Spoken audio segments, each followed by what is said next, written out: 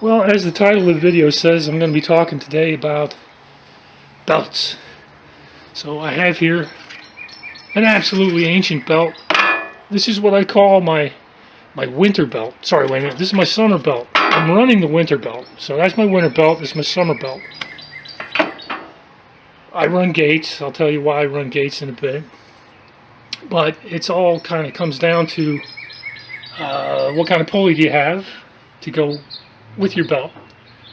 So we've got that pulley, which was in a box up in my attic, and this pulley, which was in a box, was over there on the shelf over there somewhere. This ended up being in another box. Well, we're going to have to come back down here and do a little bit of experimenting. Going to inspect some ratios, do a little tiny bit of math. Got to do the math. Sorry, can't get away without doing some math. You don't have an understanding if you don't understand the math. And well, anyway, let's right now go upstairs, take a look at what prompted me to want to put together this particular video. Alright, so this is a conversation that started it all. This is one of Slade's videos. What is it? There we go. So what do I say? The Dos Equis beer guy shows up. I have summer and winter pulley belts, shorter and longer. Swap the short one in for summer and time. Slightly higher fan speeds. I take a mileage hit, but it's not bad. Oh, Slade says, I never thought about doing that. That's nice. And I gave him a little bit of information right there and some more information.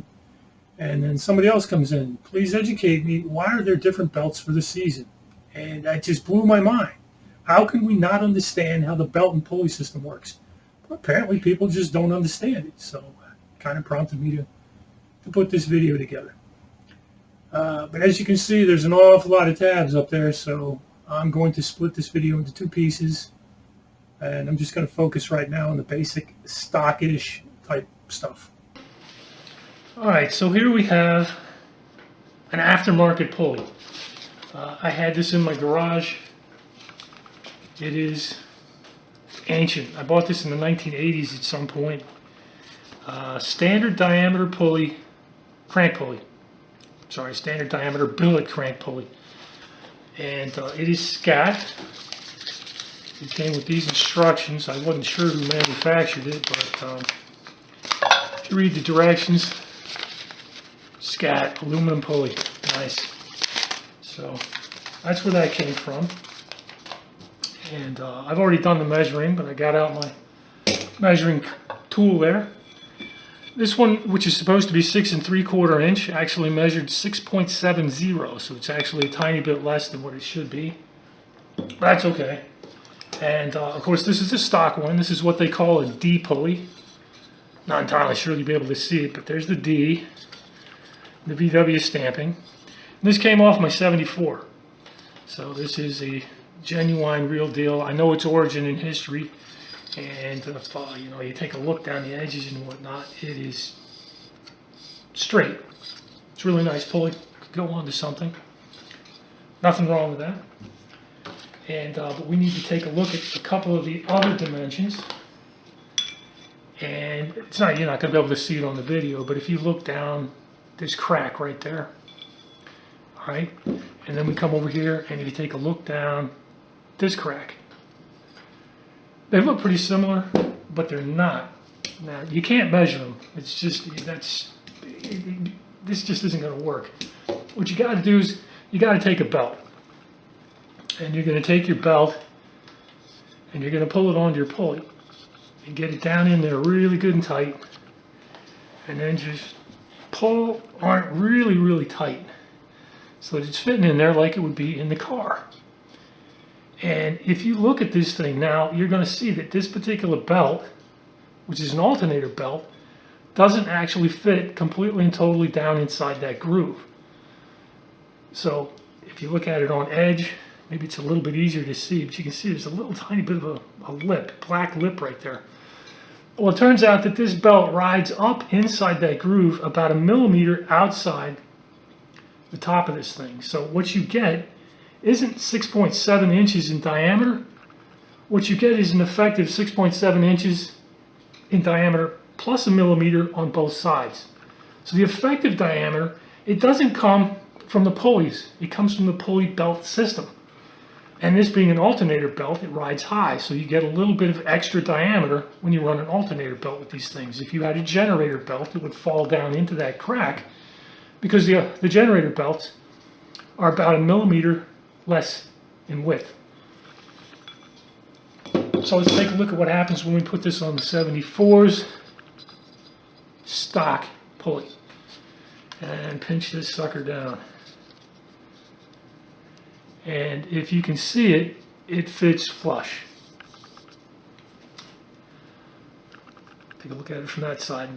It's got to fits flush down across here. So you don't get any additional diameter from this thing. You could take a generator belt, pop it in there, the belt from the generator would fall down into the crack a little bit further, and you would lose diameter. Again, it's a pulley belt system, not just a pulley system.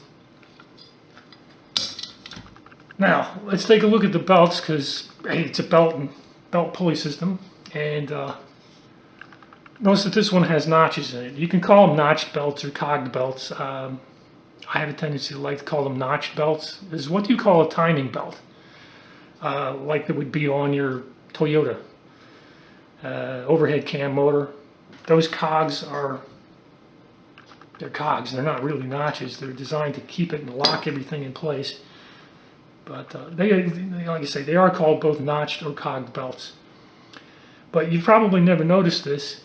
On a quality belt, this is being a Gates, I recommend the Gates belts. These are quality belts. Take a real close look at the size of the lugs. And you'll see that there's a fat lug and a small lug, a medium lug and a fat lug and a small lug. Medium, fat, small. So they bounce around. So all the lugs are not all the same size. And go up there. There's a couple of comments on the sample where people will tell you that these belts, they hum and buzz. Well, they make the lugs different sizes so that the belt does not hum and it doesn't buzz. I've never noticed that any of the belts that I run, which are always like this, have any kind of a buzzing issue. Something else about these notched belts. We'll go up and take a closer look. The notched belts are more efficient. You know, when you take them and see how it's kind of straight right here? Well, if I have to take that and bend that around a pulley, it stores energy and then it releases energy. And you know that any energy storage release system doesn't do it 100% efficiently. So this kind of a belt is more efficient than a standard V-belt. So, but we'll take a look. It's that's one of those words I don't like to use. Like it's significantly better, and then you don't justify significant. Well, I tell you that it's more efficient, but I didn't tell you what more means. We'll go upstairs and take a look at the more. All right, one other thing I want to mention about this kind of a pulley. All right, we talked about how its diameter is based on the generator and how the groove is based on the generator. The thing is, almost every single one of these things that you buy is based on the generator. But we're going to take a look. I did find one manufacturer that does produce an aluminum billet alternator replacement. They were obscure. I'd never heard of them before, but we'll go up and take a look.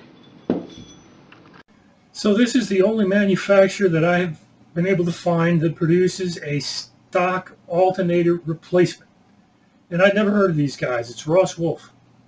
And, check that out. That's a really nice looking pulley right there. You jump over here and they've got a matching generator or alternator top pulley to go with the crank pulley. And the only downside is $150 for that piece and $190 for this piece. So it'll set you back a lot of money. But real pretty, let's take a look at real pretty real fast. So there it is installed. I'm telling you, that looks real nice, But it gives you an indication of what you get with the kit. But I'll go ahead and let you do the reading on that if you're interested. It's a bit pricey for me for what you get. All right, so back over here at the sample, let's take a look at what some people are saying. This is the cusser. Oftentimes I like to hear what cussers got to say. Factory belt, no cogs or teeth. Is there a difference in real life? I doubt it. Don't know. I personally like the cog belt. I think there is a difference. This is one of the guys who says that they buzz. Engineers would tell you that the cog belts have less bending resistance. Okay, we'll go ahead and take a look at that, and therefore run more efficiently, put less pressure on the bearings, and again, they run noisier, but I have not noticed the noisier part. So I mentioned belt efficiency, so we take a look, not through VW place, through a VW person, go independent, go outside. This is kind of different. Granger. Types of belts and how they improve efficiency. We got V belts and cog belts, and nominal 95 to 98% peak efficiency, generally around 93, reduction of 5% over time. That number, 95%, is what you're going to see most of the time. They do lose efficiency over time. They loosen, they begin to slip. Let's just assume in our cars that during normal operation, below peak load, they're not slipping. So below peak load, they have about 95% efficiency. When you go to the cogged belts, which is the newer style belt, they increase efficiency by 2%. Or in other words, instead of 95%, they're about 97% U.S. Department of Energy. There's their 95% efficiency. Here's the deterioration over time. They run cooler, last longer, 2% more efficient. So, yep, that's pretty much how they work. The thing to think about is not like, wow, 95 to 97%. That's not really a big change in efficiency. That's not the way. It's really not the right way to think about it. You're losing 5%, and the other one loses 3%. So 5% to 3% means that you've improved efficiency by 40%. There's 2 out of the 5 is a 40% improvement. So you can understand why they run cooler and last longer. They're 40% more efficient. Nothing technical. He uses the smooth ones, and he used to replace them on a yearly basis. But I looked up what he's talking about here. This 15355 from these guys, it's a cog belt. He says that he's getting better performance out of the cog belts. And he likes the cheap ones, $5 each.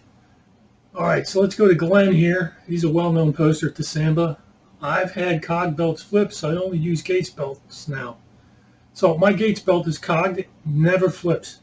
Yep, I flipped a Conti belt. Gates on there, no more flipping. I see, I tell you, Gates belts. Let me pop in a little tiny piece of information from the Gates website on their XLV belts. So there's the Gates up there. And this is just kind of a little general discussion about some of the technology contained in their belts. Fiber-loaded rubber stock, form ground, precise top width, nice. This is the part that I like. Thermally active tensile cords for maintenance-free performance, properly installed and tensioned. Resist oil, heat, ozone, weather, aging for improved belt life. I'm not sure that the cheap belts come with all this stuff. I mean, there's got to be a justification for the couple extra bucks. And they're made in the USA. Is there a difference depending on whether you have a generator or an alternator? Yes, there is. Okay, I like this guy's thing here. The $5 Mexi belts came with a 1-year warranty and appeared to be cogged. $20 Gates. $20 Gates. Let's take a look at that right now. All right, this is what I would call my wintertime belt. I used the 355. And as you can see over here at Amazon, 11 bucks. It's not 20 bucks. And this one is my other belt. About 11 bucks. Keep that in mind. It's not $20. But yes, it's not $5 either. All right, I'm just about done with this thread, but let's take a look real quick at what this guy's saying. He put a belt on it for a 79 VW alternator engine, and it was turning into powdered rubber. But the basic thing here is that it was a kit car, which means it was modified. So it may have had an alternator on it, but my guess is it probably had one of the generator style pulleys on it. I was turning into powdered rubber. Let's go down and take a look at powdered rubber. All right, I've pointed this out on a few of my videos, but this little blackish stuff right here is coming from the belt.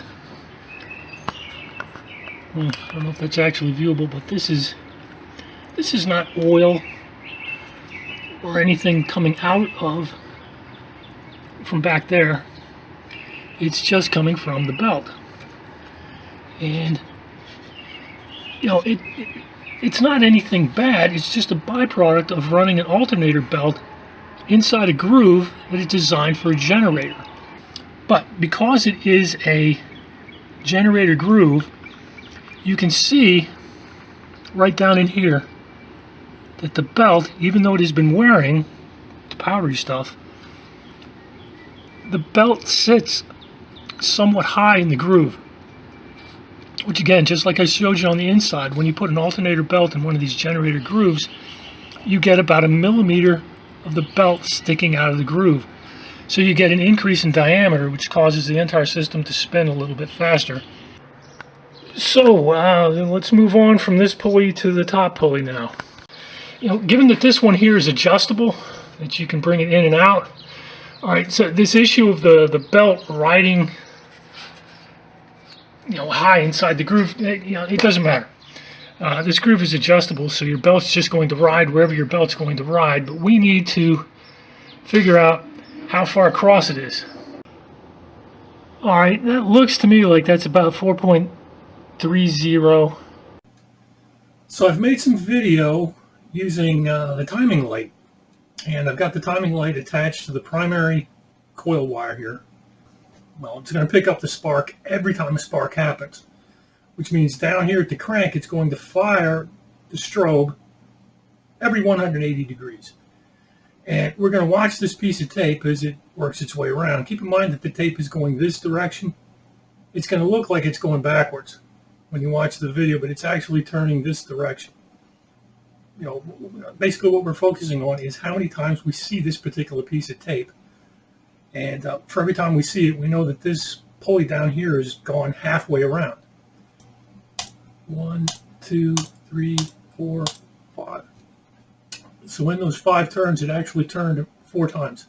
Okay, let's do some math here real quick, right on the screen, just in case you guys have never done anything like this. You can use a dry erase marker and just draw on your screen. I'm about 100 strobes in, 30 frames per second. That's going to get you to about this point. There's a few blank frames in there. So I've written that down so I could go back and forth between the start and the end of it. This particular angle that we're looking at right here, between this and this, after 100 strobes, the thing is fallen backwards about that far. That angle is about 70 degrees. 0.7 degrees, 100 strobes, 70 degrees, 0.7 degrees per strobe. The basic turn rate is 4 turns for every 5 strobes. So that's turns, which are 360 degrees. So you multiply that one out, and it gives you 288 degrees per strobe up here at the pulley. So you take the 288 plus the 0.7. It's 288.7 degrees of rotation for this guy for every 180 degrees of that guy. So that gives us this, and these two numbers are going to go into the spreadsheet. All right, so I went back down to the garage, and this is the summer belt. I don't know if you can see, but it sits a little bit tighter down in the groove than the other belt. I started the piece of tape right there, and this is the ratio that I came up with. As you count it going around, you'll see that it falls back. It's going to fall back 4 times in that time period. And if we just play it straight through, it comes right back to this point right there. So it's very close. Well, anyway, it falls back 4 times for every 29 strobes. So that means it's rotating about 310 degrees per strobe, which means we need to be about 50 degrees short every time we catch a strobe, which looks like this. That's about 50 degrees short. That's about 100 degrees short. Notice that it is pretty darn close to a 90-degree cut, plus about 10 degrees. So 310 degrees makes sense, and we're going to put that in the spreadsheet. All right, that's how far down in inches the summer belt fits at the pulley. Again, just kind of measuring it like that. Let's take a look and see how the belt sits down here at the crank pulley. Alright, and that's about how far down, out of the groove the belt sits, right down in there.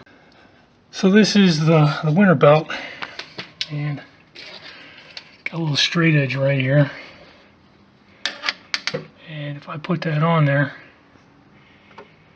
it sits ever so slightly above It's not flush, it's a little tiny bit outside. And down here, it's like, you know, I can feel the lip on the back side of it. Yeah, but it's pretty flat on the front. We'll probably have to split the difference on this one. Oh, who knows? It's maybe 1/2 millimeter.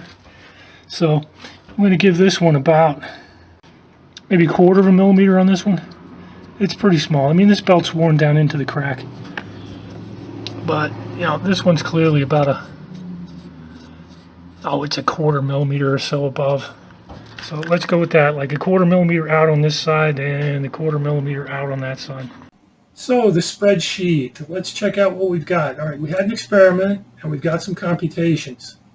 And I've got a winter belt, I've got a summer belt, and we went through the video and we saw that for every 180 degrees, the winter belt turns about that many degrees. And for every 180, we get that much. Sorry, this is at the crank pulley. This is at the generator pulley. So we've got these ratios, which come out to be this and equal. And that's the ratio. So when I put the faster belt on, the fan goes about 8% faster. So let's look at the computation down here. So we've got diameters of the pulley which don't change. We've got the diameters of the the generator alternator pulley which don't change. I said the belt at the crank, because it's new, it sticks out a little bit further, so I measured that. And then I just kind of put my finger on it to measure what was going on there. And then I literally measured this one, and then I put my finger on this one to measure it. And this gives you a modified crank pulley diameter, which is those two numbers added together. This gives you a modified crank pulley, those two numbers. I've got a modified generator alternator pulley diameter, those guys, and the same thing right there. And when we put the ratio together, that's going to be these two numbers, or those two numbers. They end up being 157 versus 16 and 171 versus 172.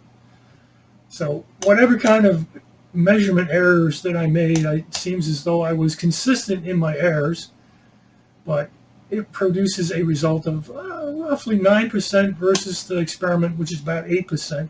So it's pretty close. Now, I wanted to look at some of these numbers up right in here. So let's assume that it took 3 horsepower to drive the fan, which is about what it takes to do 65 to 70 miles an hour down the road if you got a doghouse fan. You know, it's the big fan, and you've got a fairly good-sized pulley, like one like I've got, or the alternator pulley. You're going to be pushing 3 horsepower to drive the fan. So I've got this belt, which is taking about, I estimate, about 3 horsepower. Or I could drop down to this belt, my summer belt, which is the gauge 7350. 1.26. If I go to the 356 pulley, you've sped it up again by about another 8%. These numbers right here indicate how much more horsepower as a percentage it's going to take. So let me fill these numbers in here real quick. So when you do this, okay, it takes about 3/4 of a horsepower more to drive the belt for summer. So yes, you spin the fan faster, but it takes more power. And it's not an insignificant amount of power. That's 3/4 of a horsepower right there.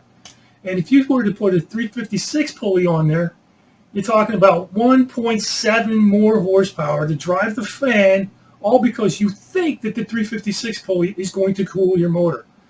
Now, if you've got a bug or a gear, some kind of a lightweight, running the 356 pulley is a really bad idea. That's an awful lot of power, and you've got to really pay attention to what you're doing. Otherwise, you're going to make the car harder than it was before. Maybe if you've got a bus and your bus has modified gearing, then you could benefit it. It's like the 356 pulley is pretty much bus, and that's it. Not too much more. I really realize that these are not the only belts that you can stick on the cars. There is that other belt you can put on there, but I'm not going to talk about that in this video. It kind of deserves its own video. This is about it for the stockish type belts. Now let's close it out here, and let's do some more later.